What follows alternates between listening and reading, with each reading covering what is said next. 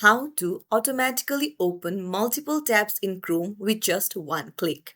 Hey everyone, welcome back to the channel. If you are new here, don't forget to hit the subscribe button and turn on the notification bell to not miss any updates. So let's dive right in. First things first, you'll need to go to the Google Chrome settings by tapping on the three dots on the top right.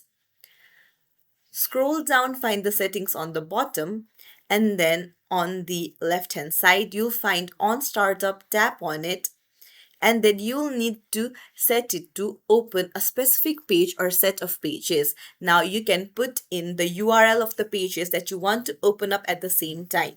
So if you have the pages opened up, then you can tap on use current pages, or you can tap add a new page and put in the site URL right here.